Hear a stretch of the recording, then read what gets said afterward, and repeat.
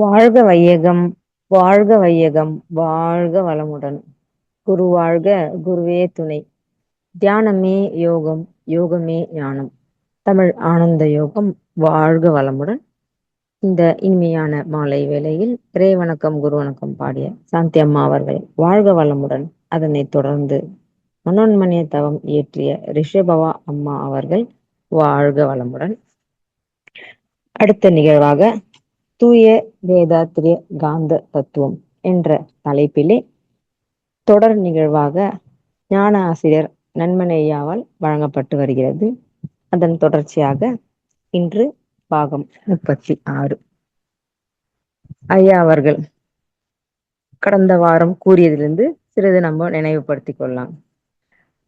ஐயா அவங்க நம் மனிதனின் வாழ்க்கையில் துன்பமாக உள்ளதை என்பதை நாம் உணர்ந்ததால் தான் நம்ம இப்போ காந்த தத்துவம் பற்றி நம்ம சிந்திக்கிறோம் அப்படின்னு துவங்கினாங்க. இயற்கைக்கு முரணாக அதனை விட்டு விலகி விலகி நாம் வாழ்ந்து கொண்டிருக்கிறோம்.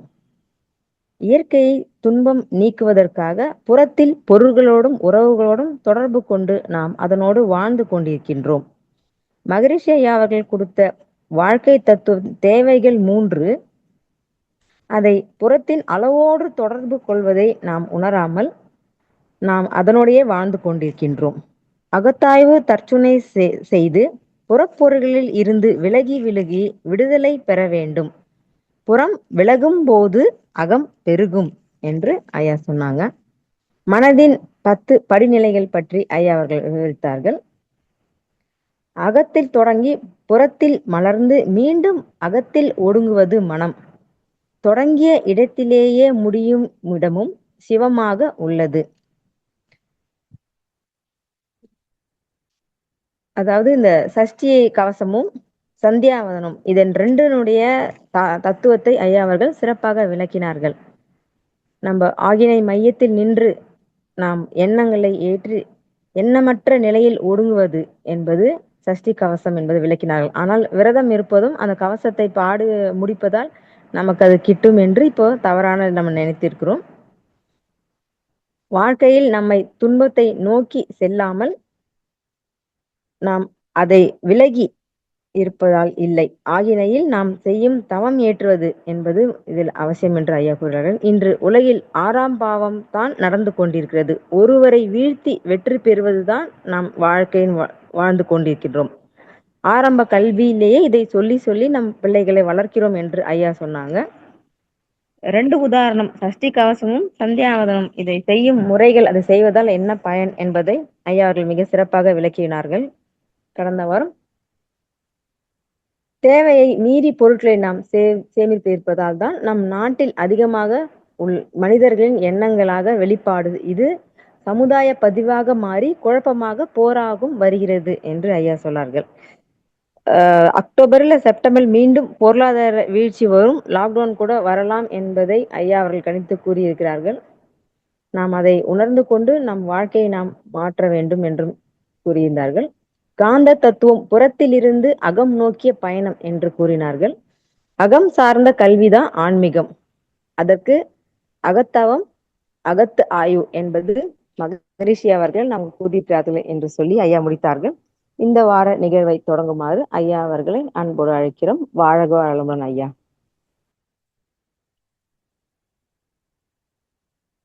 வாழ்க வையகம், வாழ்க வையகம், வாழ்க வளமுடன்.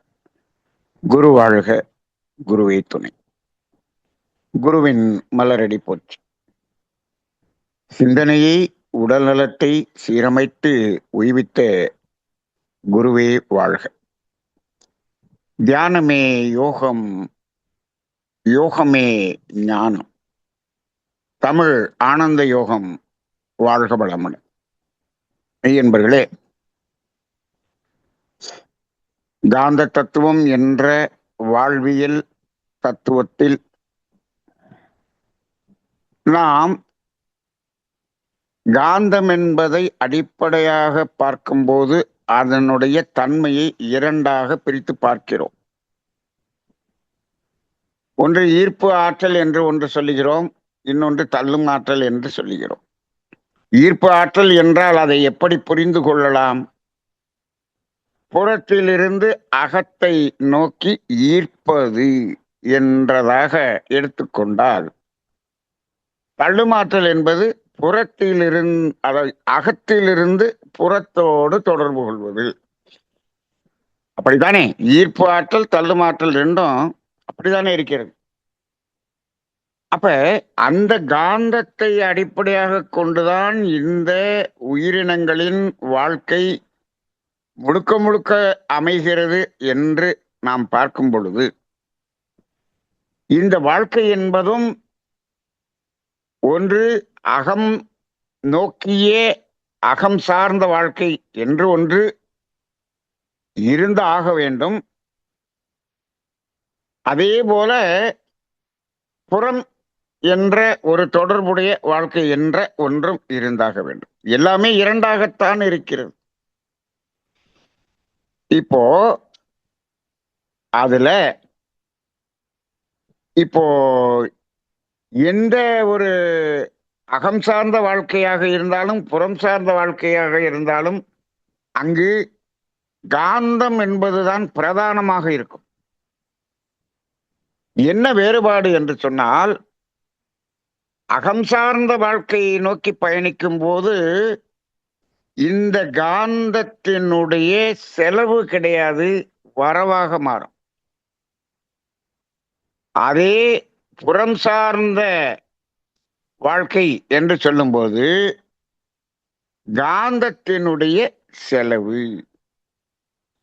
அப்ப காந்தத்தின் வரவு செலவு என்பது அகம் புறம் என்ற இரண்டு வாழ்க்கையில் இருக்கிறது. இப்போ இன்னைக்கு இருக்கக்கூடிய சமுதாயம் அகம் என்ற வாழ்க்கை என்று ஒன்று இருப்பதாகவே அதற்கு தெரியவில்லை. அப்படி என்று சொன்னால், காந்தம் நம்முள் பெருக்கக்கூடிய அந்த தத்துவம் என்பது இங்கு சொல்லித்தரப்படவில்லை.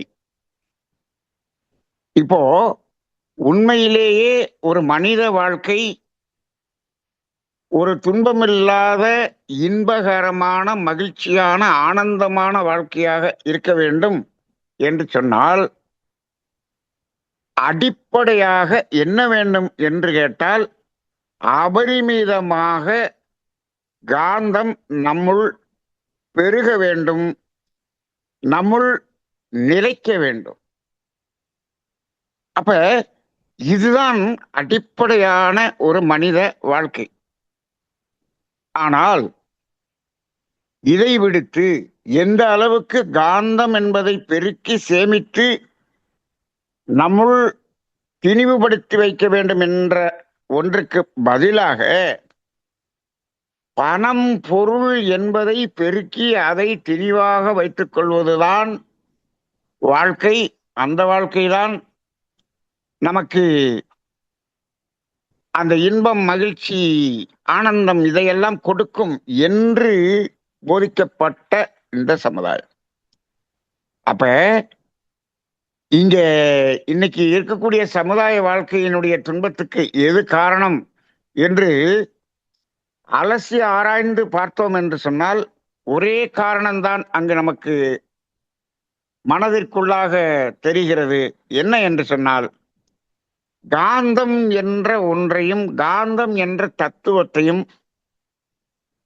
இந்த பிரபஞ்சத்தில் காந்தத்தினுடைய இயக்கம், உயிரினங்களில் காந்தத்தினுடைய இயக்கம், மனிதனில் காந்தம் என்ற அந்த காந்த தத்துவம் தெளிவுபடுத்தப்படாததுதான் காரணம். அப்ப இதை விட்டு காந்தத்துக்கு சமமாக இன்னைக்கு பணம் பொருள் என்ற ஒரு தேடுதலில் மனிதன் சென்று கொண்டிருக்கிறான். அப்ப என்ன ஆகிறது என்று சொன்னால், காந்தம் என்பது நம்முள் விரயமாகி அது பற்றாக்குறையாக மாறிவிடுகிறது.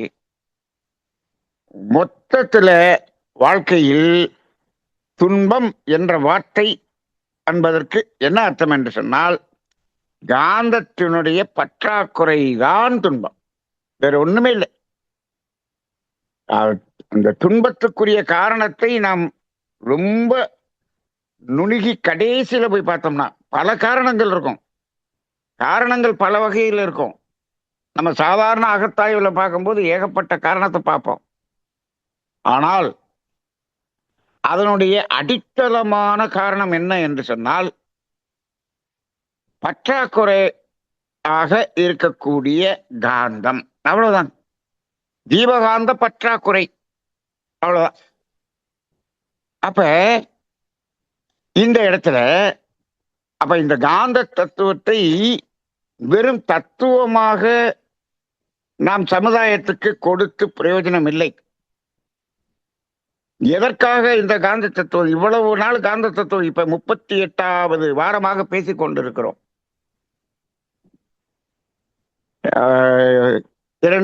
நேற்று கூட ஒரு அன்பர் இந்த காந்த தத்துவம் தொடர் எப்பொழுது முடியும் ஐயா என்று கேட்டார். வாழ்க்கை முடியும் வரை காந்த தத்துவம் தொடரும் என்று சொன்னேன். ஏன்னு கேட்டா காந்தம் இல்லாத வாழ்க்கை இல்லை. அவ்வளவுதானே. அப்ப அடிப்படை காந்தம் என்ன என்று நமக்கு ஒரு இதுல ஒரு பெரிய கஷ்டம் என்று சொன்னால், இந்த காந்தம் என்பதையும் காந்தத்தை உருவாக்கக்கூடிய விண் துகள் என்பதையும் விஞ்ஞானம் என்ற அறிவியல் கண்டு உணரவில்லை, நிரூபணம் செய்யவில்லை.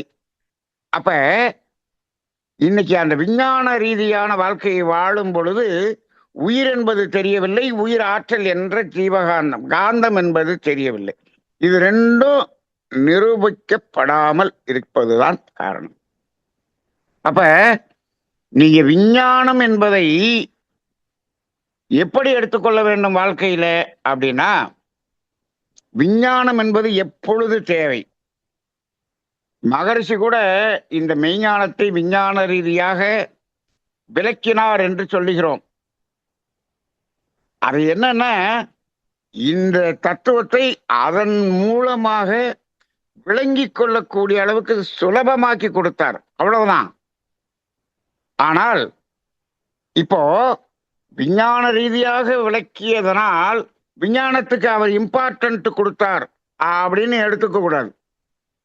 விஞ்ஞானத்துக்கு முக்கியத்துவம் கொடுத்தார் என்று எடுத்துக்கொள்ளக்கூடாது.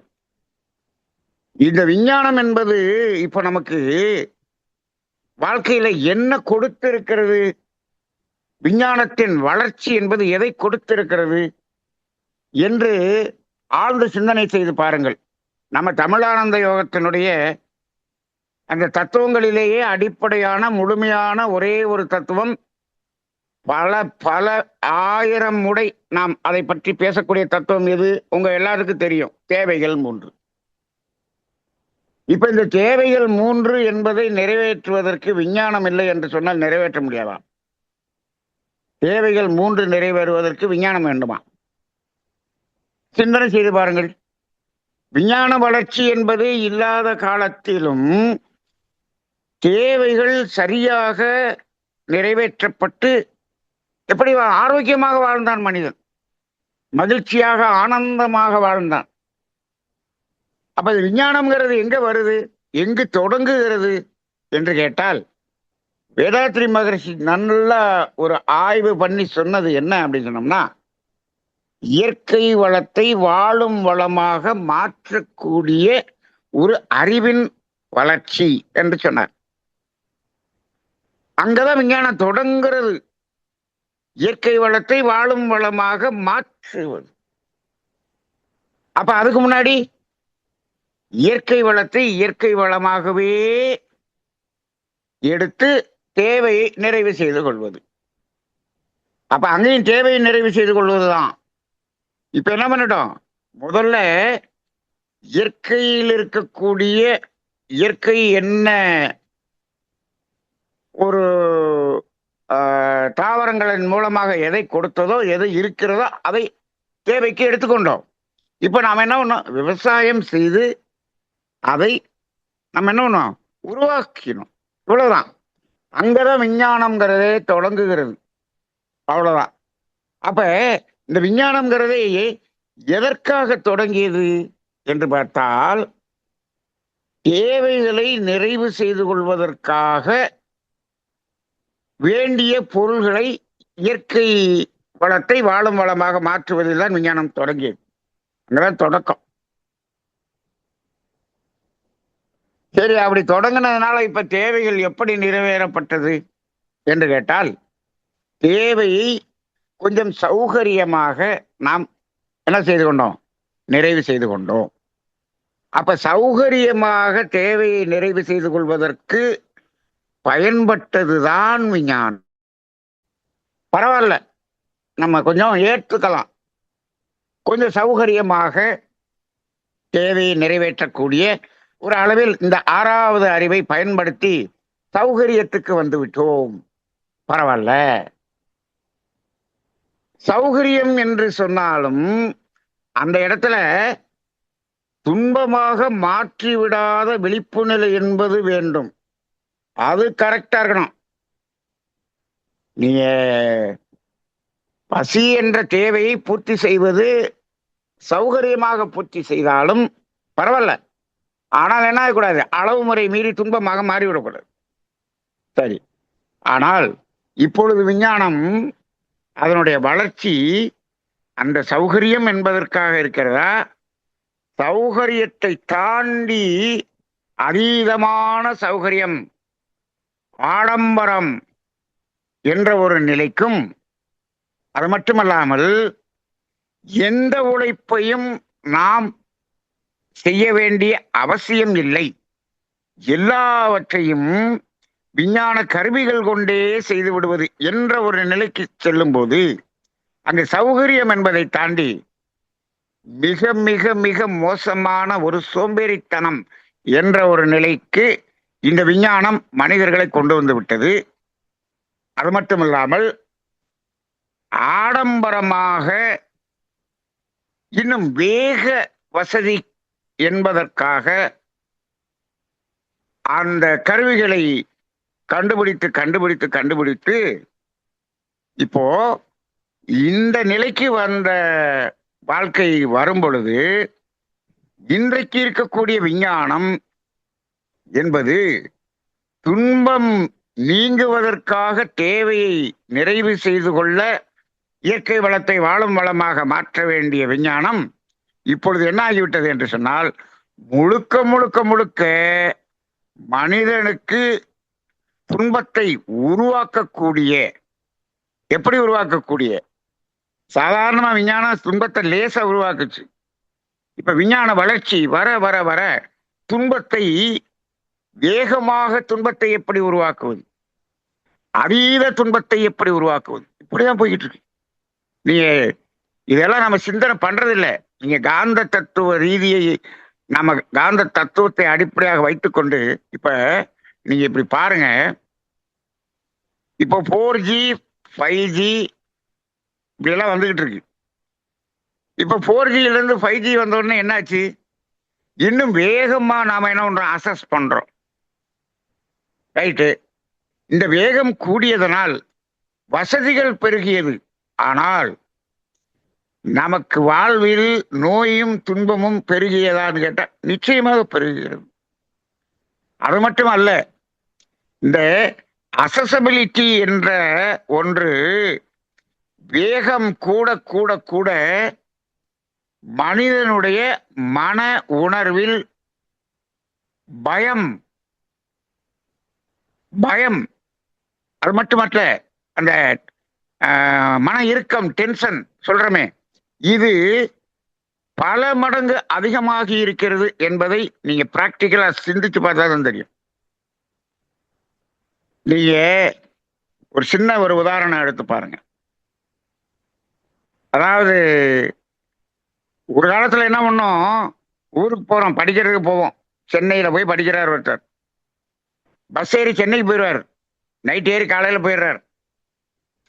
போயிட்டு நான் சென்னை வந்து சேர்ந்து விட்டேன் என்று அந்த தகவல் வீட்டுக்கு எப்பொழுது கிடைக்கும் என்றால், அவர் காலையில போயிட்டு படிக்கிறது காலேஜ் போயிடுவார்.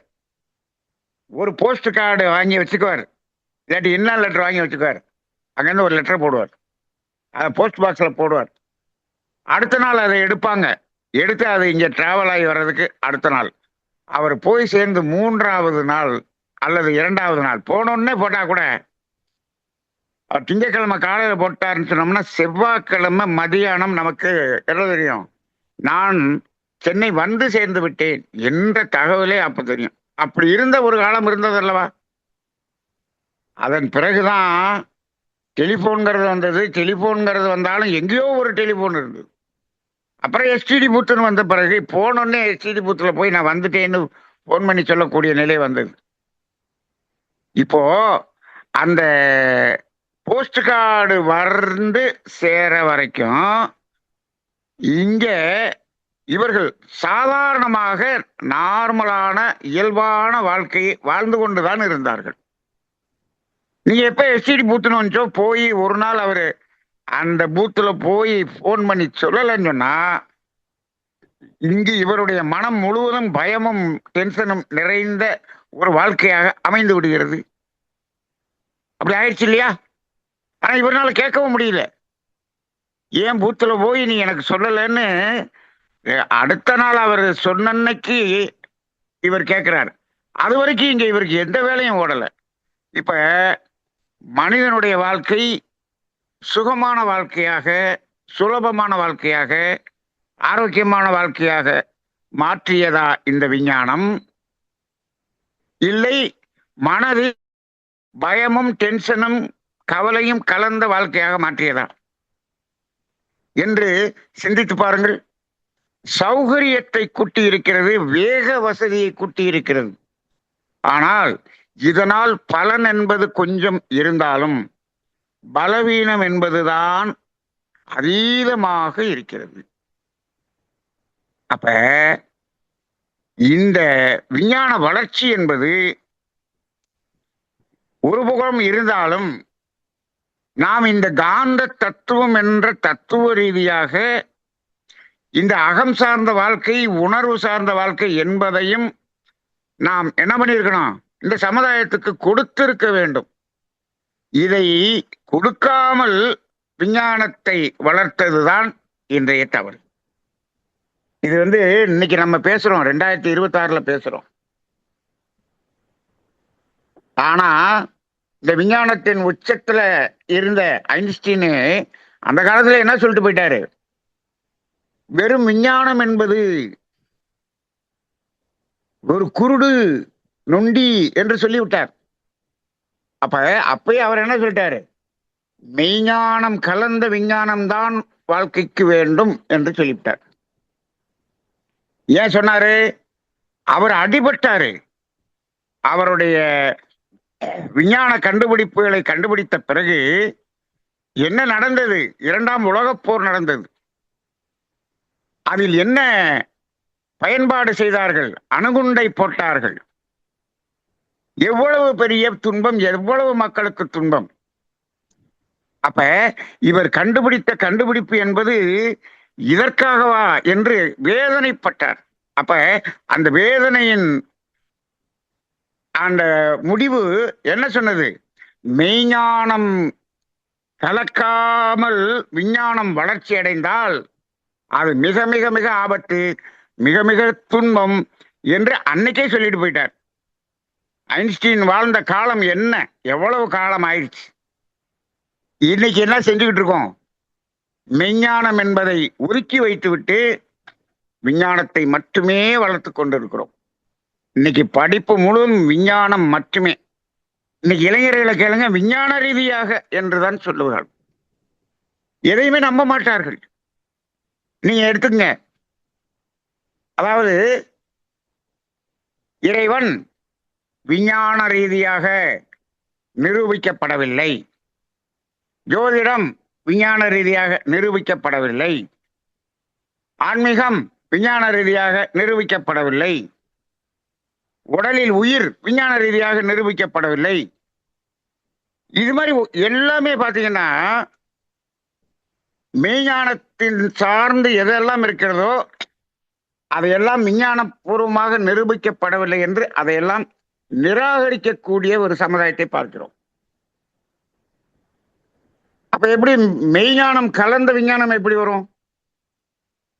இது மெய்ஞானத்தை நிராகரித்த விஞ்ஞானம் என்ற ஒரு நிலையில்தான் இன்றைய சமுதாயம் இருக்கிறது. அப்ப இன்னைக்கு மெய்ஞானத்தோடு இருக்கக்கூடிய விஞ்ஞானமாக இருந்தால் இன்னைக்கு போர்க்கருவிகள் இவ்வளவு கண்டுபிடிச்ச அத்தனை ஒரு விஞ்ஞானி.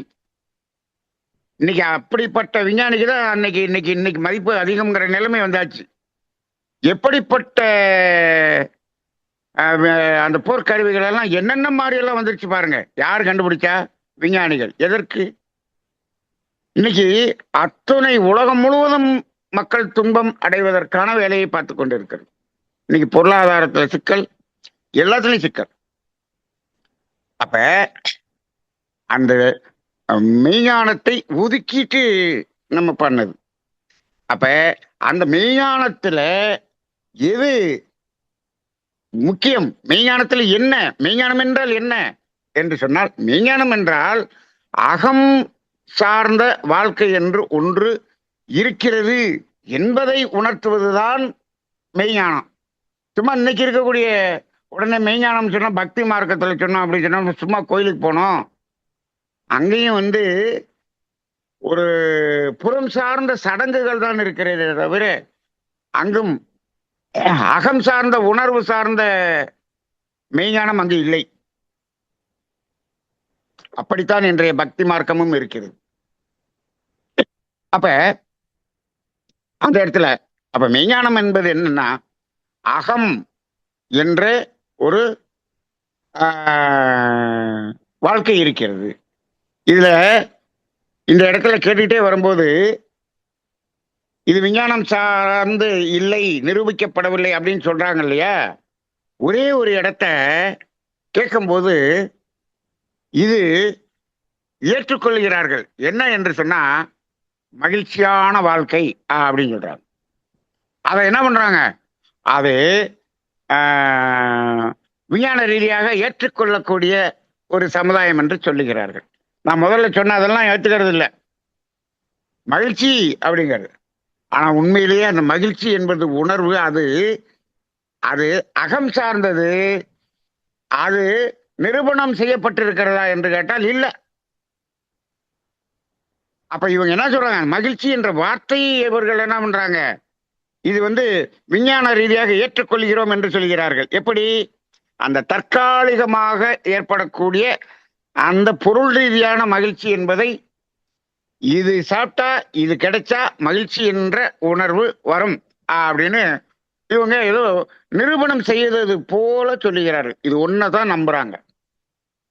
ஈவன் இன்னைக்கு விஞ்ஞானம் இந்த ஹோமியோபதி மருந்துல கூட மருந்து என்ற எந்த ஒரு பொருளோ இருக்கிறதா என்றால் இல்லை என்று நிரூபணம் செய்து விட்டது. அது இல்லைன்னு சொல்றாங்க, மருந்தே இல்லை என்று சொல்லக்கூடிய ஒரு நிரூபணம் செய்து விட்டார்கள். ஏன் என்று சொன்னால் அது கண்ணுக்கு தெரியாத, கருவிக்கு தெரியாத அளவில் இருப்பதனால் அதை இல்லை என்று சொல்லுகிறார்கள். இப்ப எதையெல்லாம் இல்லைன்னு சொல்லிக்கிட்டு இருக்கோம்? கடவுள் இல்லை, உயிர் இல்லை, உயிராற்றல் இல்லை, ஜோதிடம் இல்லை, நிரூபிக்கப்படவில்லை, ஆன்மீகம் நிரூபிக்கப்படவில்லை. இப்போ ஹோமியோபதி மருந்துல மருந்து என்பதே இல்லை. ஏன் இல்லை? எப்படி உயிர் என்பது கருவியின் மூலமாக நிரூபிக்கப்பட முடியலையோ, அதே போல இந்த ஹோமியோபதி மருந்தில் இருக்கக்கூடிய அந்த மருந்து பொருள் அந்த கருவியின் மூலமாக நிரூபிக்கப்பட முடியவில்லை, அதனால இல்லை. ஆனால் அது வேலை செய்கிறது. 1600 மருந்து இருக்கு. ஆனா ஒரு விஞ்ஞானி என்ன சொல்லிவிட்டார்? இந்த 1600 விதமான மருந்துங்கிற இதே இல்லை, எல்லாமே ஆல்கஹால்னு சொல்றார். அந்த மருந்து பொருள் என்பது அதற்குள்ளாக இல்லை என்று சொல்லுகிறார். எப்படி இல்லை?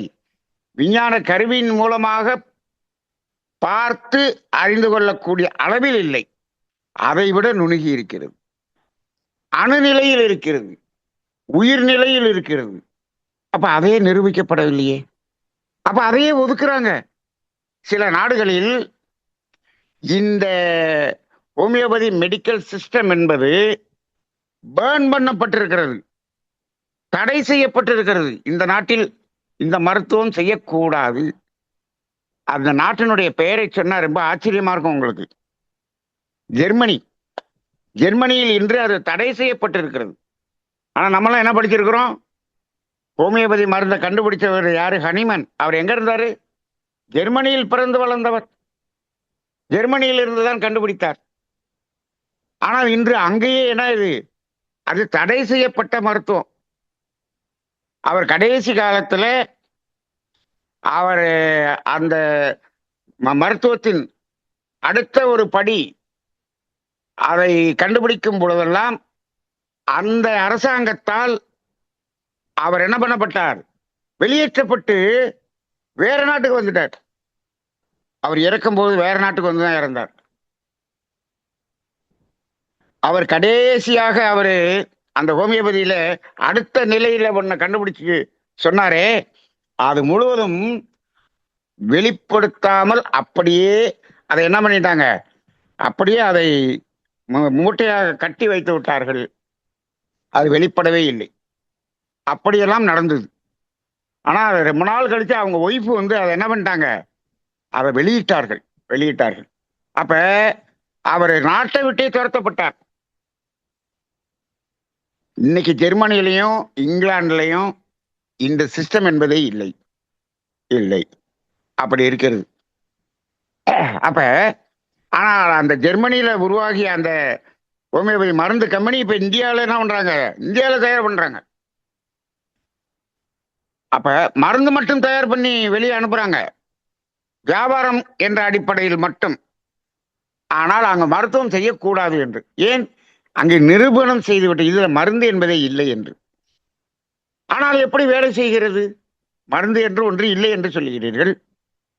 ஆனால் அதை கொடுக்கும் பொழுது எப்படி வேலை செய்கிறது? சில நேரத்தில் அற்புதமாக வேலை செய்கிறதே அப்படின்னு பார்த்தா, மகரிஷி அவர்கள் ஒரு இந்த காந்த தத்துவத்தை சொல்லும் போது அதுல இடையில ஒரு இடத்துல என்ன சொல்றாரு தெரியுங்களா? என்று இந்த காந்த தத்துவம் என்பது இந்த உலகில் முழுமையாக உணரப்படுகிறதோ அந்த காலகட்டத்தில் ஹோமியோபதி என்ற மருத்துவம் மட்டும்தான் முதன்மையாக இருக்கும் என்று சொல்லியிருக்கிறார். அப்ப இப்ப என்னாச்சு? அது காந்தத்தின் தன்மையில் உயிர்த்தன்மையில் இருக்கக்கூடிய அந்த மருந்து பொருளாக இருக்கிறது. அப்ப எப்பொழுது உயிர் என்பதை இந்த மருத்துவம் ஏற்றுக்கொள்கிறதோ, எப்பொழுது அந்த உயிரிலிருந்து வெளிப்படக்கூடிய உயிராற்றல் என்பதை ஏற்றுக்கொள்கிறதோ, அப்பதான் இந்த சிஸ்டத்தை ஏற்றுக்கும். அப்ப இதெல்லாம் விஞ்ஞானத்துக்கு தெரியணும்னா எந்த தத்துவம் தெரியும்? அடிப்படையான காந்த தத்துவம் தெரிய வேண்டும். அடிப்படையான காந்த தத்துவம். அப்ப முழுக்க காந்த தத்துவம் என்பது மெய்ஞானத்தில் உயர்ந்த ஒரு அகம் சார்ந்த ஒரு தத்துவம் என்பதை இப்ப நாம உணர்ந்திருக்கிறோம். சரி, இப்போ மகிழ்ச்சி என்பதை ஏற்றுக்கொள்கிறார்களே, இப்ப அந்த மகிழ்ச்சி என்பது ஒரு உணர்வு என்பது நமக்கு தெரியும். நம்ம மெய்ஞானம் நம்ம தியானத்துக்கு வந்து நம்ம தமிழானந்த யோகத்துல இந்த தத்துவங்களை எல்லாம் கேட்டுக்கிட்டு இருக்கவங்களுக்கு இன்பம் என்பது ஒரு உணர்வு, மகிழ்ச்சி என்பது ஒரு உணர்வு, அன்பு என்பது ஒரு உணர்வு, இது எல்லாமே அகம் சார்ந்ததுன்னு சொல்லுவோம். ஆனா இப்ப எப்படி இப்ப இவங்க ஏத்துக்கிறாங்க விஞ்ஞான ரீதியாக என்று கேட்டால், இதை சாப்பிடும் போது மகிழ்ச்சியாக இருக்கிறது.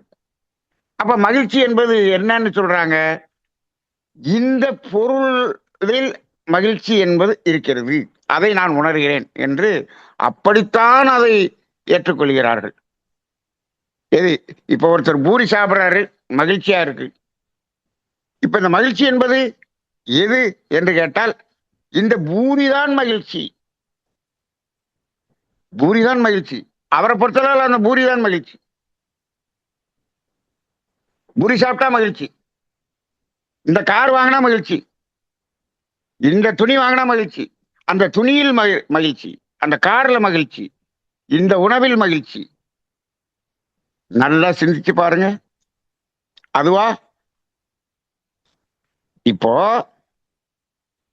எந்த ஒரு பொருளோடு தொடர்பு கொண்டாலும் அந்த மகிழ்ச்சிங்கிற உணர்வுக்கு போகும்போது அந்த உணர்வு என்பது 100% அது அகம் சார்ந்தது என்பது தெரியல.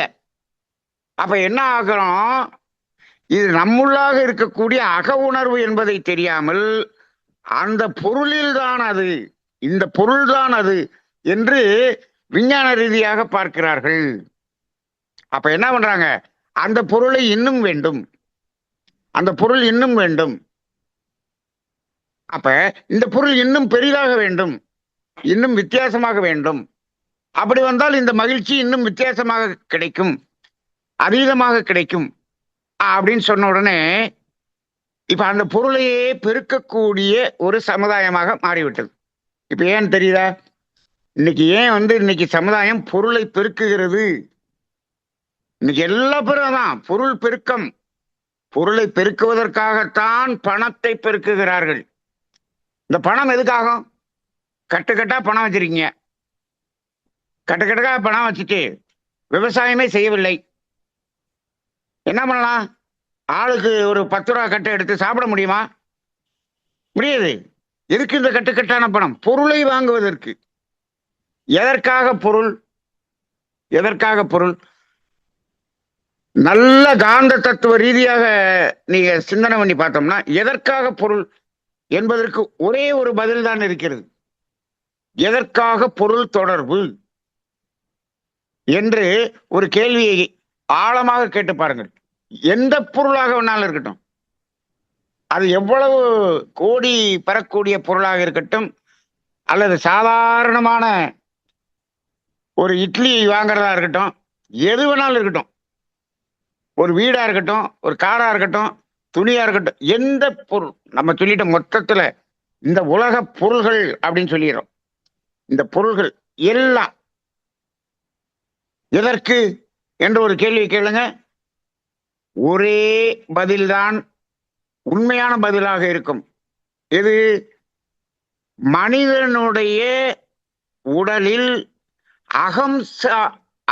அகம் ரீதியாக உருவாகிய இயற்கை துன்பம் என்ற உணர்வை சமன் செய்து கொள்ள. இந்த ஆன்சரை தவிர வேற எந்த ஆன்சராவது யாராவது சொல்ல முடியுமான்னு பாருங்க. உண்மையானவர்கள் சொல்ல முடியாது, சொல்லவே முடியாது. இந்த ஒரே ஒரு ஆன்சரை தவிர வேற ஆன்சரே கிடையாது. அப்ப அந்த இயற்கை துன்பம் என்பது கூட புறத்தில் இல்லை. நம்ம இதைத்தான் நம்ம போன வாரம் அதுக்கு வாரம் நம்ம இதை பற்றி நிறைய பேசியிருக்கோம். எப்படி பேசணும்? உணர்வு, உணர்ச்சி, தேவை, பசி சொன்னோம் இல்லையா? பசி என்ற உணர்வு, பசி என்ற உணர்வு அது உணர்ச்சியாகி தேவையாகி முயற்சியாகி செயலாகி அப்படிலாம் பார்த்தோம். அப்ப அந்த பசி என்ற உணர்வு அகமா புறமா? அது கம்ப்ளீட்டா 100% அகம். அதைத்தான் நம்ம என்ன பண்ணோம், இயற்கை துன்பம் என்று சொன்னோம். அப்ப அந்த அகத்தில் இருக்கக்கூடிய 100% அகத்தில் இருக்கக்கூடிய துன்பத்தை அதை போக்குவதற்காக, அதை சமன் செய்வதற்காக இந்த பொருளோடு தொடர்பு. அப்படி சமன் செய்தால் என்ன கிடைக்கும்? அந்த அகத்துக்குள்ளாக துன்பம் என்பது நீங்கி இன்பம் என்ற உணர்வு நமக்கு உணர்வாக கிடைக்கும். அதுவுமே அகத்துல நடக்குது. அப்ப பசி என்ற தோற்றமும் அகம், அதை சமன் செய்வதற்கான பொருள் புறம், சமன் செய்தவுடன் நாம் அடையக்கூடிய இன்பம் என்பது அகம். அப்ப இந்த புறம் என்பது எப்படி இருக்கு? தொடக்கமும் அகம், முடிவும் அகம், இடையில வர்றதுதான் இந்த பொருள். இந்த பொருள் டெம்பரரியா பெர்மனண்டா? அப்போதைக்கு இந்த தேவையை நிறைவு செய்து கொள்வதற்குத்தான் பொருள், அவ்வளவுதான், வேற ஒண்ணுமே இல்லை. இப்படிப்பட்ட இந்த பொருள் இந்த பொருள்தான் இன்பம், இந்த பொருளுக்குள்ளாகத்தான் இன்பம். அப்ப அந்த பொருளுக்குள்ளாகத்தான் இன்பம் மகிழ்ச்சி என்று ஒரு தவறான புரிதல் இருக்கிறதே, அதனால் பொருளை பெருக்கக்கூடிய சமுதாயம். இந்த இடம் வேதாத்திரியத்துல ரொம்ப ரொம்ப ரொம்ப ரொம்ப ரொம்ப ஆழமான ஒரு இடம், அவசியம் இன்றைய சமுதாயம் தெரிந்து கொள்ள வேண்டிய ஒரு இடம். அப்ப இதை ஆழமாக புரிந்து கொண்டால் பொருள் பெருக்கம் என்பதே ஒரு பைத்தியகாரத்தனம் என்பதை நமது ஆழ்மனம், நமது அறிவு உணர்ந்து கொள்ளும். இது யாருக்கும் உணர்த்தணும் நமக்கு அவசியம் இல்லை. இதை போய் சமுதாயத்துக்கு உணர்த்தணும்னு அவசியம் இல்லை. ஏன்னா உணர்த்தினீங்கன்னா உங்களை என்ன சொல்லுவாங்க, பைத்தியகாரன் என்று சொல்வார்கள். நாம் உணர்ந்து கொண்டால் போதும். எதற்காக என்று கேட்டால் ஒரே ஒரு காரணம்தான். அந்த அளவான பொருளை கொண்டு துன்பம் நீக்கி நாம் இன்பம், மகிழ்ச்சி, ஆனந்தம் என்ற அக உணர்வுகளை நாம் உணர்ந்து கொள்ளலாம். ஒன்று. இன்னொன்று, அதான் ரொம்ப முக்கியமானது, செயற்கை துன்பம் என்பதை உருவாக்காமல் அதிலிருந்து விலகி வாழலாம். இது ரெண்டுக்கு மேல என்ன வேணும் வாழ்க்கையில?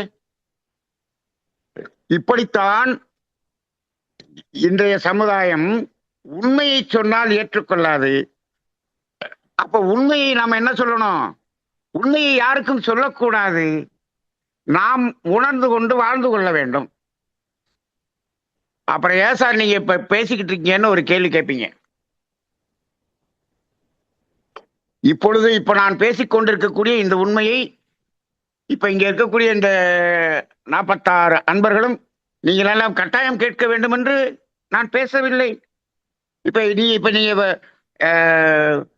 ஜூம்ல இருந்து வெளியே போனீங்கன்னா நாங்க யாரும் ஏன் வெளியே போனீங்கன்னு கேட்க போறது இல்லை. நீங்கள் உண்மையை தெரிந்து கொள்ள வேண்டும் என்று ஆர்வத்தில் வந்ததனால் நாம் இந்த உண்மையை சொல்லுகிறோம். ஓசோ ஒரு இடத்துல சொல்றாரு, நான் இயேசுநாதரை பற்றி பேசும் பொழுது கிறிஸ்தவ மக்கள் எல்லாம் என்ன சொன்னாங்க, என்னிடம் வந்து குவிந்து என்னுடைய பேச்சை ஆர்வமாக கேட்டார்கள். முகமது நபியை பற்றி பேசும் பொழுது இஸ்லாமிய நண்பர்கள் எல்லாம் வந்து கூட்டம் கூட்டமாக வந்து என்னுடைய பேச்சை ரசித்து கேட்டார்கள். கிருஷ்ணனை பற்றி பேசும்பொழுது இந்த இந்து சமய மக்கள் எல்லாம் வந்து ரசித்து கேட்டார்கள். அதன் பிறகு நான் உண்மையை பேசத் தொடங்கிய போது இவர்கள் அனைவரும் என்னை வெறுத்து ஓடிவிட்டார்கள் என்று சொல்லுகிறார். எப்ப உண்மையை பேசும் பொழுது இவர்கள் அனைவரும் என்னை விட்டு விலகி விட்டார்கள் என்று சொல்லுகிறார். அப்ப உண்மை எப்படி இருக்கிறது? கசப்பாக இருக்கிறது. கசப்பாக இருக்கிறது இல்ல, ஏற்றுக்கொள்ள முடியவில்லை. இப்ப இந்த இட்லியில இன்பம், மகிழ்ச்சி என்பது இல்லை, இந்த பொருளில் இல்லை என்று நம்ம சொல்லுகிறோமே. அட போயா, நான் சாப்பிட்டு பார்த்தேன், எனக்கு இன்பமா இருக்குல்ல. நான் கார் வாங்கி கொண்டு வந்து மாலை போட்டு பிள்ளையார் கோயில்ல தேங்காயை உடைச்சோன்னு எப்படி மகிழ்ச்சியா இருக்குல்ல, அந்த கார் எனக்கு மகிழ்ச்சியை கொடுத்தது. இந்த இனிப்பு மைசூர் பாக் எனக்கு இன்பத்தை கொடுத்தது. நீ இல்லைன்னு சொல்ற, எனக்கு கிடைக்குதுயா, நம்புறான்.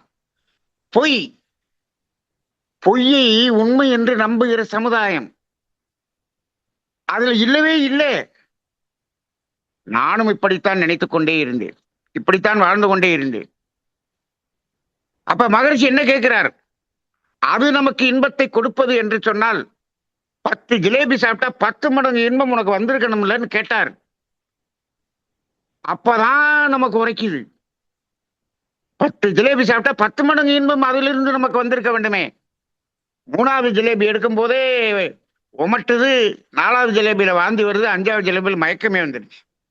இந்த இடம் தான் சிந்திக்க கூடியதாக. மகரிஷி அப்படியே ஒரு சிந்தனையை தூண்டக்கூடிய அந்த ஒரு டேர்னிங் அந்த இடத்துல கொடுத்தார். இது ஒரு மிகப்பெரிய காந்த தத்துவம். நான் அடிக்கடி சொல்ல, ஜாங்கிரி கதை மகரிஷி சொன்னார் சொல்லிட்டு இருக்கோம். ஜாங்கிரி கதை சாதாரண கதை அல்ல. ஜாங்கிரி கதை என்பது பெரிய மிக மிக மிக உயர்ந்த காந்த தத்துவம். அற்புதமான காந்த தத்துவம். நான் ஒரு முறை ஒரு அன்பரிடம் எங்க போயிட்டு வரீங்கன்னு கேட்டேன். காயகல்ப பயிற்சிக்கு போயிட்டு வரேன்னு சொன்னாங்க. யாரோ ஒரு பேராசிரியர் காயகல்பம் நடத்தினார். ஜாங்கிரி கதை சொன்னாங்களான்னு கேட்டேன். இல்லைன்னு சொன்னாங்க.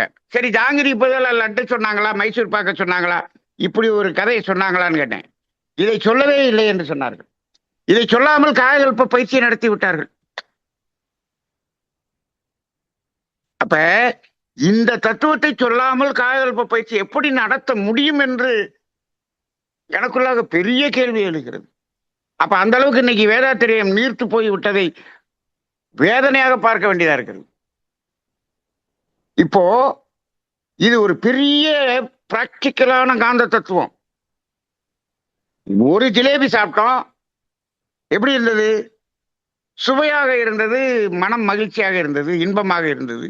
ஆமாம், ஏற்றுக்கொள்ளக்கூடியதான். 2வது சாப்பிட்டோம், 2 மடங்கு ஆயிருக்கணுமே. லேசா திகட்டுது சொல்றமா, 3வதுல ஒமட்டுதா, 4வதுல வாந்தி வந்துச்சா, ஏன் என்ற கேள்வி கேட்கிறார். இது எந்த மருத்துவர்கிட்ட போய் கேட்டாலும் என்ன சொல்றாங்க? நீங்க ஏங்க 5 ஜிலேபியை ஒரே டயத்துல சாப்பிட்டீங்க? காலையில 1, சாயந்தரம் 1, மத்தியானம் 1 சாப்பிட வேண்டியதானே? அது எங்களுக்கு தெரியுமே. அதான் எங்களுக்கு தெரியுமே. அந்த ஜிலேபி எங்களுக்கு அந்த இன்பத்தையும் மகிழ்ச்சியும் கொடுக்கிறது என்று இப்பொழுது விஞ்ஞானபூர்வமாக நம்புகிற இன்றைய இளைஞர் 5யும் சாப்பிட்டா 5 மடங்கு கிடைக்கணுமா வேண்டாமா? அப்ப அதற்கு காரணம் என்ன? ஏன் இப்படி வந்தது? இதற்கு முழுக்க முழுக்க முழுக்க ஜீவகாந்தம் என்ற அடிப்படையில் மகரிஷி கூறுகிற விளக்கம் இருக்கே, ரொம்ப ரொம்ப ரொம்ப ரொம்ப அற்புதமான விளக்கம். இந்த காந்த தத்துவம், இந்த ஜாங்கிரி கதையில் இருக்கக்கூடிய காந்த தத்துவம் இன்றைக்கு இளைஞர்கள் மத்தியில் உணரப்பட்டு விட்டால் பாதி நோய் போக வரும். பாதி ஆஸ்பத்திரி முடிக்கலாம், பாதி ஆஸ்பத்திரி முடியலாம். அப்ப அப்படிப்பட்ட ஒரு தத்துவம். இப்ப இது இந்த ஜாங்கிரி சாப்பிடுறது காந்த தத்துவமா? பாருங்க, ஜீவகாந்த தத்துவம், அவ்வளவுதானே. அப்ப அந்த அடிப்படையில் இந்த பொருள்கள் எல்லாமே எதற்காக என்றால் இந்த துன்பம் நீக்குவதற்கு, இயற்கை துன்பம் நீங்குவதற்கு. மகரிஷி தெளிவா சொல்லிட்டார். அந்த இயற்கை துன்பம் நீங்கிய இடம் இன்பம் அப்படின்னு சொல்லிட்டார். நீங்கிய இடம் இன்பம், நீங்கிய இடத்தில் இன்பம் என்ற உணர்வை உணர்கிறோம். அந்த இன்பம் எங்க இருக்கு? நமக்குள்ளாக, நம் அகத்துக்குள்ளாக இருக்கிறது. எப்ப? நீங்கிய இடம். அப்ப நீக்கினது எது? அந்த பொருள். அது நீக்கி முடிச்சிருச்சு. நீக்கி முடிச்சோன்னா அதனுடைய வேலை முடிந்து விட்டது.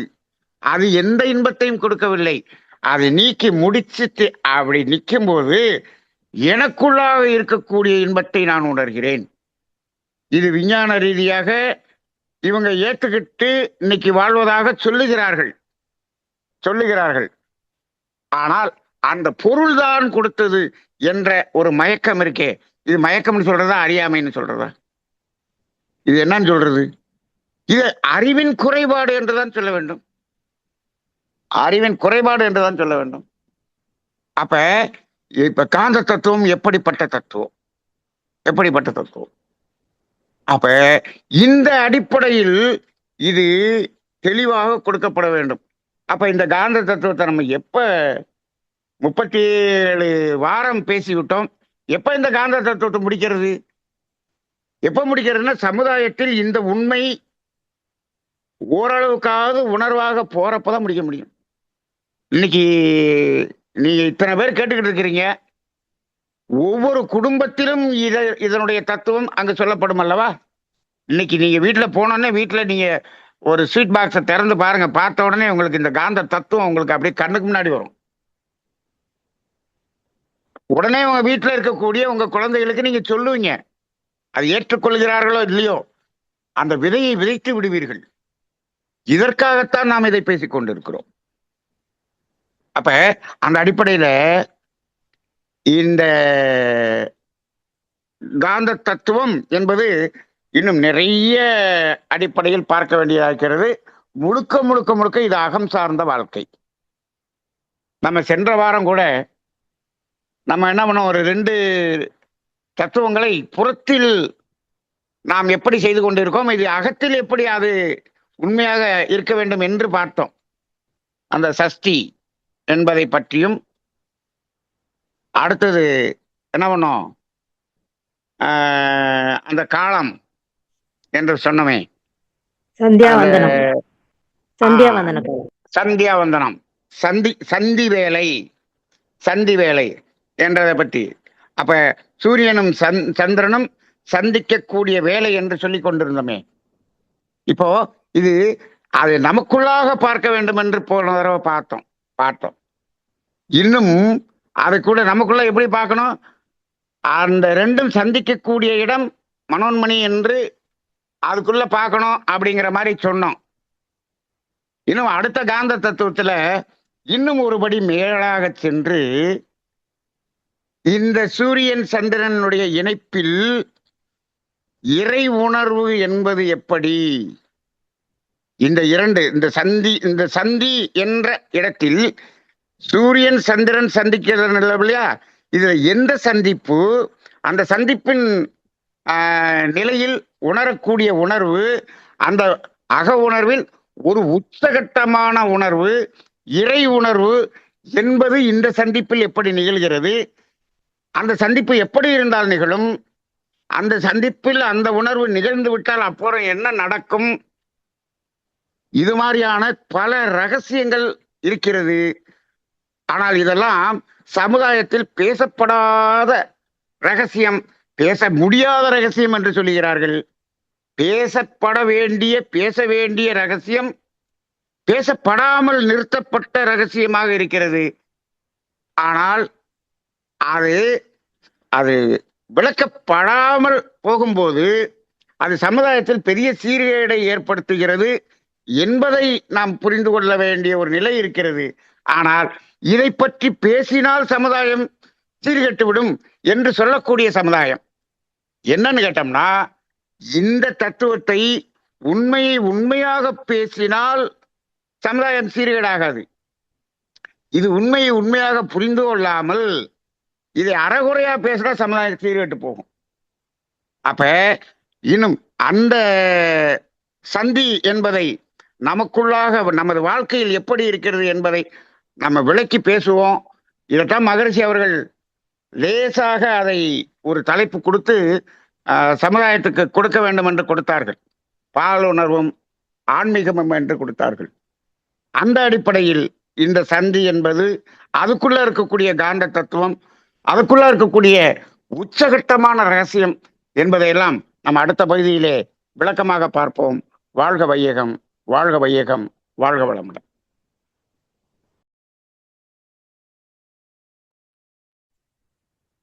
நன்றிங்க ஐயா. வாழ்க வளமுடன்.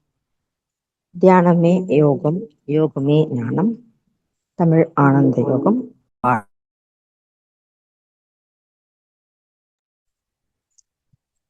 ஐயா அவர்கள் எப்பவும் போல காந்த தத்துவத்தினுடைய விளக்கத்தில் இன்று வேறு ஒரு கோணத்தில் நமக்கு சிறப்பான ஒரு தெளிவை நமக்கு அளித்துள்ளார்கள். ஐயா அவர்களை நாம் அனைவரும் தவ நிலையிலிருந்து வாழ்த்துவோம். நான் ஆசிரியர் நன்மணி ஐயா அவர்கள் அருட்பேராற்றல் கருணைனா உடல் நலம், நீண்ட ஆயுள், நிறை செல்வம், உயர் புகழ், மெய்ஞானம் பெற்றோங்கி வாழ்க வளமுடன். ஐயா அவர்கள் இன்று அகம் சார்ந்த வாழ்க்கையில் செல்லும் போது காந்த விரயம் இல்லை, துன்பம் இல்லாத வாழ்க்கை அபரீதமான காந்த பெருக்க வாழ்க்கையாக நிலைக்க வேண்டும் என்பதை கூறினார்கள். சமுதாயத்தில் உள்ள துன்பகரமான வாழ்க்கைக்கு காரணம் காந்த தத்துவம் தெளிவுபடுத்தாததுதான். சௌகரியமாக தேவையை நிறைவேற்றக்கூடிய அளவில் நம்முடைய விஞ்ஞானம் வளர்ந்தது. அது ஆடம்பரமாகவும் வேகமாகவும் வாழ கருவிகளை கண்டுபிடித்து முழுக்க மனிதர்களை சோம்பேறிகளாக ஆக்கி வேகமாக துன்பத்தை உருவாக்குவதற்கும் அதீத துன்பத்தை உருவாக்குவதற்கும் அதனால் மக்கள் பயம் மற்றும் டென்ஷன் பல மடங்கு அதிகமாகிவிட்டது. விஞ்ஞான வளர்ச்சி இன்று சுலபமாக சுகமாக ஆரோக்கியமான வாழ்க்கை தரவில்லை. விஞ்ஞானம் என்பது மெய்ஞானத்தோடு சேர்ந்து வளர வேண்டும் என்று ஐன்ஸ்டீன் அவர்கள் கூறியிருக்கிறார்கள். விஞ்ஞானம் மட்டுமே வளர்ந்துவிட்டது, அதில் கடவுள் இல்லை, உயிர் இல்லை, உயிராற்றல் இல்லை, ஆன்மீகம் இல்லை. ஹோமியோபதியில் மருந்து பொருட்களில் உள்ள கருவிகள் மூலம் நிரூபிக்கப்படவில்லை. அதனால் சில நாடுகளில் ஹோமியோபதியை தவிர்க்க சொல்றாங்க அப்படின்னு சொன்னாங்க. ஜெர்மனியில காந்த தத்துவம் முழுமையாக உணரப்படும் போது ஹோமியோபதி மட்டுமே உலகில் மருத்துவமாக இருக்கும் என்று ஐயா அவர்கள் கூறியிருக்கிறார்கள். மகிழ்ச்சி என்ற உணவு 100% அகம் சார்ந்ததே. உலக பொருட்களை எல்லாம் வாங்குவதற்கு பணம் வேண்டும். அதை எவ்வளவு அளவில் நாம் நிறுத்த வேண்டும் என்பதை நாம் இன்னும் உணரவில்லை. இயற்கை துன்பம் நீங்க புறத்தில் உள்ள பொருளோடு தொடர்பு கொள்ள வேண்டும். பசி என்பது அகம் சார்ந்தது. அதை சமன் செய்யக்கூடிய பொருள் புறம் சார்ந்தது. அதை நிறைவு செய்த பின் இன்பம் என்பது மீண்டும் அகம் சார்ந்தது. மகரிஷி அவர்கள் நம்முடைய காந்த தத்துவம் விளக்கியது இந்த ஜாங்கிரி கதை மிக சிறந்த உதாரணம். நம்முடைய ஜீவகாந்த விரயம் எவ்வாறு உள்ளது என்பதை இதை அனுபவபூர்வமாக அடுத்து வர சங்கதிகளுக்கு நாம் விளக்க வேண்டும் என்பது ஐயா கூறினார்கள். சூரியனும் சந்திரனும் இணைப்பில் உணரக்கூடிய உச்சக்கட்டதுமான உணர்வு அகம் சார்ந்த உணர்வு என்று ஐயா கூறினார்கள். மேலும் இதை பற்றி அடுத்த வாரம் தொடர்பாக கூறி முடித்தார்கள். நன்றிங்க ஐயா, மிக சிறப்பான விளக்கம். வாழ்க வளமுடன். கேள்வி பதில் நிகழ்வு வச்சுக்கலாங்களா ஐயா? வாழ்க வளமுடன். சரி, நன்றிங்க ஐயா. ஐயாவிடம் இதை சார்ந்து கேள்விகள் கேட்க விரும்பும் அன்பர்கள் ஹேண்ட் ரைஸ் பண்ணலாம்.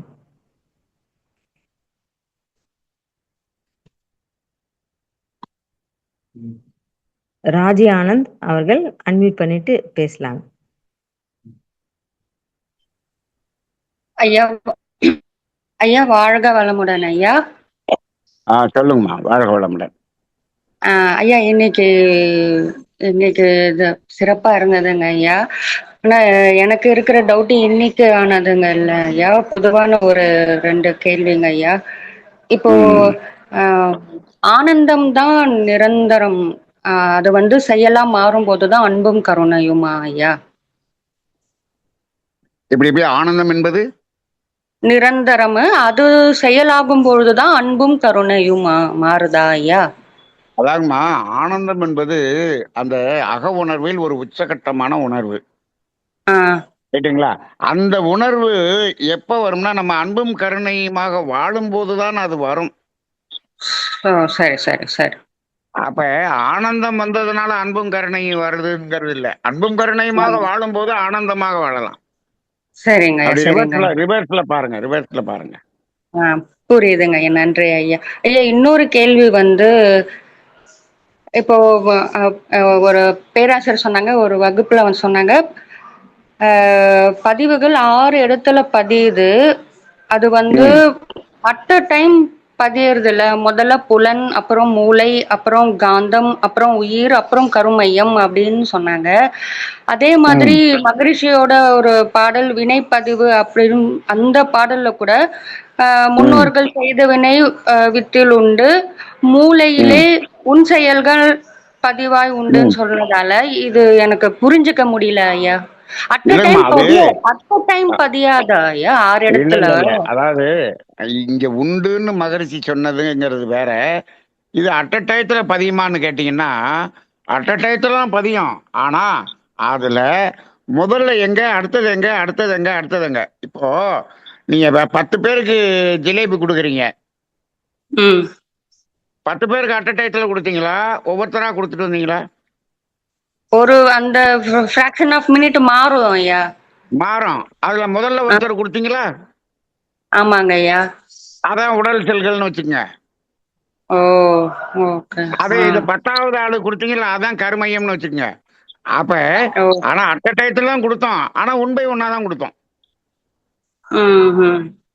அதனால அதைத்தான் அவர் சொல்லியிருப்பாரே தவிர அட் அ டயத்துல அப்படியே பதியறது இல்லை. இது உடல் செல்கள்ல பதிஞ்சு அப்படியே அடுத்தது உயிர்ல மூளையில உயிர்ல ஜீவகாந்த சுழற்சியில கர்மயத்துக்கு போய் அப்படி இது எல்லாத்தையுமே எல்லாமே பிராக்ஷன் ஆஃப் செகண்ட் தான் நடக்கும். ஆனா 1/1 ஆ. நடக்கும். அவ்வளோ. ஓ ஓ.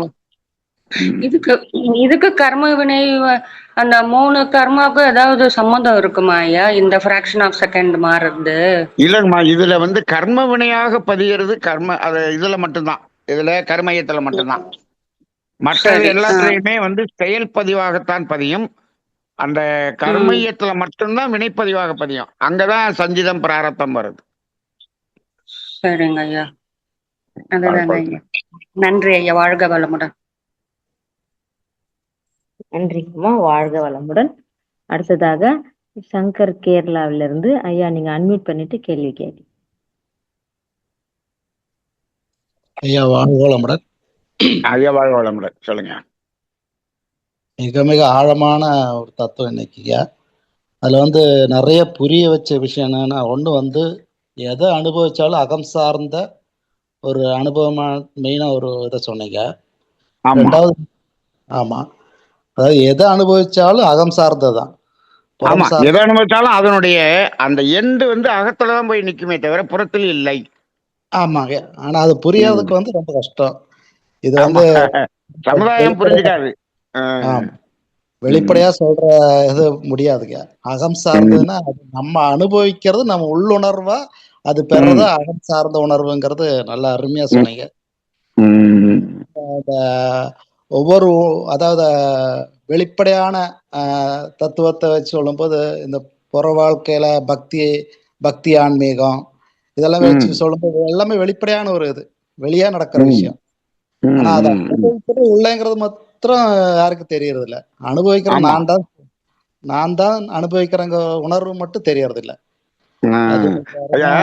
அதுக்காகத்தாங்க இப்ப ஒரு கோயிலுக்கு போனாலுமே அங்க நீ எதை பார்த்தாலும், எந்த அந்த சிலையை பார்த்தாலும், தீபாராதனை பார்த்தாலும், எது பார்த்தாலும் அங்க என்ன சொல்லி வச்சிருக்காங்க, ஆன்மா லயம்னு சொல்லி வச்சுட்டாங்க. அங்க உள்ள அகத்துக்குள்ள என்ன நடக்குது, ஆனா புறத்தை மட்டும் பார்த்துட்டு அகத்துக்குள்ள ஒண்ணும் நடக்கலைன்னா போய் பிரயோஜனமே இல்லை. அதான் அது அருமையான ஒரு விளக்கங்க. ஒரு மனிதனாலும் சரி, மனிதன் புலனுணர்வால நிறைய தேவைகள் இருக்குது உலகத்துல. புலன்களால் அனுபவிக்கிற நிறைய தேவை இருக்கு. இந்த தேவைகள் அதிகரிக்க அதிகரிக்க துன்பம் ஜாஸ்தியாட்டா இருக்குது. அது கம்மியாகிறது இல்ல, ஒரு நிலையான ஒரு இதுக்கே வர்றதில்லை. இந்த தேவைகள் அதிகரிக்கிற வரைக்கும் இந்த துன்பம் இருந்துட்டே தான் இருக்கு. கண்டிப்பா இருக்கும். அதுல இருந்து வெளியே வரவே முடியாதுங்க. முடியாது. இந்த உண்மையை இன்னைக்கு உலகம் முழுதும் நம்ம உணர வைக்கணும்னா ரொம்ப கஷ்டம். ஆமாங்க. அப்ப நம்ம அதனால நம்ம கேட்கறவங்களுக்கு நம்ம உணர்த்துவோங்கிற அளவுல தான் நம்ம இருக்கமே தவிர, இது வெளியில சொன்னோம்னா அது அதான் சொல்றேனே, உண்மையை சொன்னால் அது எவ்வளவு பெரிய மகானா இருந்தாலும் மக்கள் ரிஜெக்ட் பண்ணிடுவாங்க. கண்டிப்பாங்க.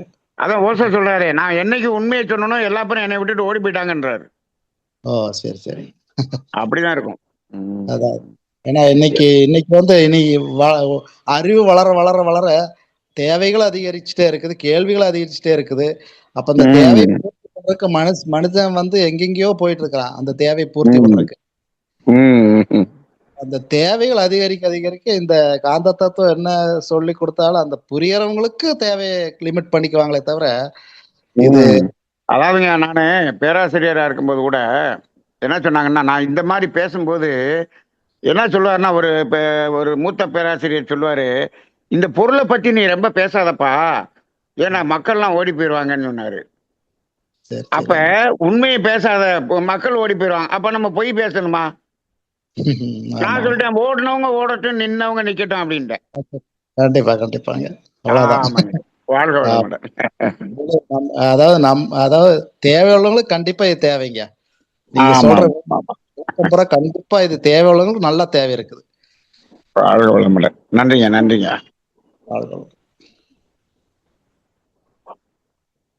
ஐயா. நீங்க சொல்ற மாதிரி பொருட்கள்லாம் வாங்கக்கூடாதுன்னு நீங்க சொல்றதால மக்கள் இதை பத்தி கேள்வி கேட்க விரும்பலைங்க ஐயா. ஏன்னா நீங்க பொருள் பற்றோட வேணும், வாங்குறது குறைக்கணும்னு சொல்லிட்டீங்க. இல்லைம்மா, நீங்க பொருள் வாங்க வேணாம் நான் சொல்லல. பொருள் வாங்குங்க, நிறைய சம்பாரிங்க, வாங்குங்க. அதை நீங்க அனுபவிக்கிறப்ப மட்டும் அந்த தேவை அளவுக்கு அனுபவிக்கீங்க. மிச்சம் இருந்துச்சுன்னு சொன்னோம்னா தேவைப்படுறவங்களுக்கு கொடுத்துருங்க. நிச்சயமாங்க, நிச்சயமாங்க. ஆனா அடுத்த தலைமுறைக்கு நம்ம விளக்குற அளவுக்கு நம்மளுமே இன்னும் ஒரு தெளிவுல வரலங்க. எத வாங்கணும், எத வாங்கக்கூடாது அப்படின்ற தெளிவுல நம்ப அது வந்தோம்னா நம்ம இல்லைம்மா, அது ம். நாம வந்து வாழ்ற நம்ம எந்த அளவுக்கு நம்ம இதுல இருந்து விலகி வர்றோங்கிறத நம்ம அடுத்த சந்ததி நம்மளை பார்த்துக்கிட்டே இருக்கோம். ஆனா அதனால விட ம். முடியாது. இருந்தாலும் நம்மளை ம். பார்த்துக்கிட்டே இருக்கிற அந்த பதிவு அங்க இருக்கும். அது ஒரு நிச்சயமா. காலத்துல வந்து அவங்களுக்கு வந்து நம்ம இன்னைக்கு எவ்வளவு தூரம் இதை உணர்றதுக்கு எவ்வளவு காலம் எடுத்தோமோ அதை விட சீக்கிரமா ம். நம்ம பேரன் உணர்ந்துருவான். ஏன்னா அங்க நிச்சயம். ஏற்கனவே ரெக்கார்டு இருக்கு இல்லையா, அதனால அதனால மெதுவா வரும். வரும், வரும். ஆமா, ஆமாங்க. நம்பிக்கை இருக்குங்க. இப்ப நாங்க துணி எடுக்கிறதெல்லாம் குறைச்சிட்டதால எங்க வீட்ல இருக்கிற பசங்களுமே வந்து கேட்கறது இல்லைங்க. ரொம்ப யோசிப்பேன். இப்போ எடுத்தே ஆகணுமா தீபாவளி, பொங்கலுக்கு அப்படின்னு கேட்கறாங்க. அது ஆச்சரியமா இருக்குங்க பார்க்கும்போது நிஜமாவே. ம். ம். சரிங்க. அதான் ரொம்ப அனுபவப்படக்கூடிய பொருள்கள் தேவை அளவுல வச்சுக்கிறது தான். சாப்பாடுல ம். முதல்ல பார்ப்போம்மா. சாப்பாட்டுல இன்னைக்கு இன்னைக்கு மெட்ராஸ்ல சாப்பாடு எப்படி போயிடுச்சு, மிட் நைட் சாப்பாடுங்கிற நிலைமைக்கு போயிடுச்சு இல்லையா. இல்ல அதுதாங்கய்யா. ம். நீங்க சொன்னதுதான் இப்ப நடக்குதுங்க. இயற்கையை மீறி அதனுடைய அளவுகள கூட்டிட்டு போய் எப்ப வேணா சாப்பிடலாம், எப்படி வேணா ஆ சாப்பிடலான்ற நிலைமை இருந்தது. இப்ப நைட்டு வந்து குறைஞ்சிட்டுங்க. நைட்டு இப்ப 12 மணி 1 மணிக்கு பிரியாணி சாப்பிட்டா மகிழ்ச்சியா இருக்குன்னு ஆமா. சொல்றாங்க. அதுல மகிழ்ச்சி கிடைக்குதுன்றாங்க. அப்ப அவங்களுக்கு எந்த இல்லங்கய்யா. காந்த தத்துவத்தை சொல்லிக் கொடுக்கறது. அதாங்க இப்ப இயற்கை வந்து அவங்கலாம் மூட வச்சுட்டாங்க. ஏன்னா, இப்போ ஹோட்டல்கள்லாம் மூடிட்டு வராங்க. ஏன்னா, கேஸ் கிடையாதுங்க. சென்னையில ஆ எல்லா ஹோட்டல்ஸ்லயும் கேஸ் நாம இல்ல. இப்ப எந்த வந்து அளவுக்கு இயற்கை ம். தவறான வழியில போறோமோ, இயற்கை வந்து நம்மள சரிப்படுத்துறதுக்கு அது எடுக்கக்கூடிய முயற்சி இப்படி இருக்குது. நிச்சயமாங்க, நிச்சயமாங்க. அது இப்ப விறகடுப்புக்கு ம். வந்திருக்காங்க இப்ப எல்லாரும். அதுவுமே ஆமா. இப்ப கொஞ்ச நாள் தான் கிடைக்கும். அதனால வந்து ம். கூடிய விரைவில ஹோட்டல்லாம் மூடுற அளவுக்கு பேசிக்கிட்டு இருக்காங்க இங்க. ஆ. அதனால இயற்கையை மீறி அப்ப வாழ்றத இப்ப தேவை யோசிக்கணும். அளவுல வாழ்றதுக்கான சூழ்நிலை வந்துருச்சு பாத்தீங்களா? அதுதாங்க. நைட் எல்லாம் சாப்பிட முடியாது. இப்போ யாரும் ஹோட்டல்லாம் மூடுறாங்க. இப்போ அ. டீ, காஃபி கடையிலேயே வந்து இப்போ கொஞ்ச நேரத்துக்கு மட்டும் தான் டீ, காஃபின்னு போட்டு போர்டு போட்டுட்டாங்கய்யா. அதனால வந்து போட்டாங்க. பரவால்ல. பகல் முழுக்க ராத்திரி ஃபுல்லா எப்படி ஓடிட்டு இருந்தது, டைம் ம். குறைச்சிருக்காங்க. அதனால இயற்கை ரைட்டு. அதனுடைய நம்ம நல்ல நல்ல பாதிப்புகள் நல்ல அதாவது நல்லது. இது வந்து கஷ்டம்னு சமுதாயம் நினைக்கும். உண்மையிலேயே நல்லதுதான் நடக்குது. இல்ல ரொம்ப நல்லதுதாங்க. ஆமாமாங்க. தேவையான அளவுல நிறுத்தணுங்க. நம்ம உணவு பழக்கத்த நடுராத்திரில இருந்து அத நிறுத்துறதுக்கு நல்ல வாய்ப்புங்க அ. இது. மக்கள் இத உணர்ந்தாங்கன்னா ரொம்ப சிறப்பா இருக்குங்க. நன்றிங்க. ரொம்ப வாழ்வாங்கம். சிறப்பான நன்றிங்க, உரையாடல். நன்றி. ஐயா வாழ்க வளமுடன். ஐயா சொல்லுங்க. ஐயா உண்மை சொன்னா ஓடிடுவாங்கன்னு பத்தி சொன்னீங்க இல்லையா? இப்ப சங்கர் ஐயா கூட சொன்னாரு. இப்போ ஆமா. நம்ம தமிழானந்தத்துல பாத்தீங்கன்னா, உண்மைய பேசுறதுல ம். ஒரு 10, 15 பேர் தாங்க நிரந்தரமா இருக்காங்க. அதுல ஒரு ம். 40 அதெல்லாம் நம்ம 50 கிராஸ் பண்ணவே இல்ல இன்னும். 50 கிராஸ் ம். பண்றது ரொம்ப ரேர். அந்த ஆமா. ஒரு 25லிருந்து ஒரு 30 பேரு புதுசா வர்றாங்க. வந்து கொண்டே இருக்கிறார்கள், சென்று கொண்டே அ. இருக்கிறார்கள், இருந்து கொண்டே இருக்கிறார்கள் மாரி அ. உண்மைய அ. பேசுனா அந்த 50 தாண்டவே முடியலைங்க நம்மளால. அதாவதுங்க வரணும்னு நம்ம நோக்கம் இல்ல. நாங்க உண்மையைத்தான் பேசுவோம்னு நம்ம சாக்ரடீஸ் மாரி நிக்கிறோம். அதுதான். நான் அ. பயந்துட்டே இருக்கேன். 100 தாண்டக்கூடாது. நம்ம 100 தாண்டா Zoomோட காஸ்ட் ஜாஸ்தி ஆயிடுமேன்னு. அது அது என்னோட எண்ணத்தாலோ என்னவோ 50 கிராஸ் பண்ண முடியல நம்மளால. முடியல. வாழ்க இல்ல, இல்ல. வளமுடன். அது அவ்வளவுதாங்க. அப்படிதாங்க இருக்கும் உண்மை. பரவால்ல. வரட்டும். சரிங்க. வாழ்க நன்றி, வளமுடன். நன்றி. நன்றிங்க ஐயா. வாழ்க வளமுடன். வேற முக்கிய அறிவிப்புகள் தொடர்ந்து நம்ம நிறைவு செஞ்சுக்கலாங்க ஐயா. முக்கிய அறிவிப்புகள் தினம்தோறும் காலை, மாலை தவம் மற்றும் சிந்தனை உரைகள் நமது தமிழ் ஆனந்த யோகத்தில் வழங்கப்பட்டு வருகிறது. செவ்வாய் நாளை காலை தவம், அதனைத் தொடர்ந்து சிந்தனை உரை அளிக்க உள்ளார் ஞான ஆசிரியர் நன்மணி ஐயா அவர்கள். மாலை தவம், அதனைத் தொடர்ந்து புத்தக கலந்தாய்வு, எதிர்பார்த்தல் வேண்டாம் என்ற தலைப்பிலே அருள்நிதி கனகராணி அம்மா சிறப்புரையாற்ற உள்ளார்கள். புதன் அன்று காலை தவம், அதனைத் தொடர்ந்து ராஜேந்திரன் ஐயா அவர்கள் சரீரமும் சமஸ்காரமும் என்ற தலைப்பிலே அவர் உணர்வு மற்றும் உணர்வு செயல்வழி சிகிச்சை அளிக்கக்கூடியவர். அவர் சிறப்புரையாற்ற உள்ளார்கள். புதன் அன்று காலை தவம், அதனைத் தொடர்ந்து சிந்தனை உரை, மாலை தவம், அதனைத் தொடர்ந்து இயற்கை நலவாழ்வு என்ற தலைப்பிலே அருள்நிதி என் சோமசுந்தரம் ஐயா அவர்கள் சிறப்புரையாற்ற உள்ளார்கள். இன்று தமிழானந்த யோகத்தில் ஏப்ரல் 3ஆம் தேதி மாலை முதல் 5ஆம் தேதி வரை மாலை வரை தியான யோக ஞான முகாம் திருவள்ளூரில் நகர உள்ளது. தமிழ் ஆனந்த யோகத்தில் நிகழ்வு எதுவும் நடைபெறாது என்பதை தெரிவித்துக் கொள்கிறோம். நிறைவாக உலக நல வாழ்த்து. உலக நல வாழ்த்து பாட விரும்பும் அன்பர்கள் ஹேண்ட் ரைஸ் பண்ணலாம்.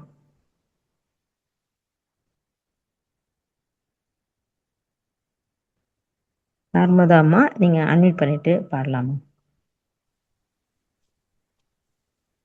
வாழ்க வையகம், வாழ்க வையகம், வாழ்க வளமுடன். குரு வாழ்க, குருவே துணை. தமிழ் ஆனந்த யோகம் வாழ்க வளமுடன்.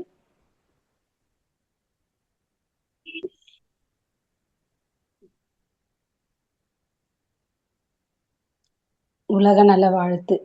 உலகமெல்லாம் பருவமழை ஒத்தபடி பெய்யட்டும், உழவரெல்லாம் தானியத்தை உவப்புடனே பெருக்கட்டும், பல தொழில்கள் புரிகின்ற பாட்டாளி உயரட்டும், பகுத்துணர்வில் தொகுத்துணர்வு பண்பாட்டை உயர்த்தட்டும், கலகங்கள் போட்டி பகை கடந்தாட்சி நடக்கட்டும், கல்லாமை கடன் வறுமை கலங்கங்கள் மறையட்டும், நலவாழ்வை அளிக்கும் மெய் ஞான ஒளி வீசட்டும், நம் கடமை அறவாழ்வின் நாட்டத்தே சிறக்கட்டும், நம் கடமை அறவாழ்வின் நாட்டத்தே சிறக்கட்டும், நம் கடமை அறவாழ்வின் நாட்டத்தே சிறக்கட்டும். வாழ்க வையகம், வாழ்க வையகம், வாழ்க வளமுடன். நன்றிங்கம்மா, நன்றிங்க ஐயா. நன்றிங்கம்மா. உலக நல வாழ்த்து பாடிய நர்மதா அம்மா அவர்கள் வாழ்க வளமுடன். இத்துடன் இந்த மாலை நேர நிகழ்வுகளை நிறைவு செய்து கொள்கிறோம். மீண்டும் நாளை காலை தவத்தில் இணைவோம். அனைவருக்கும் நன்றி. வாழ்க வளமுடன்.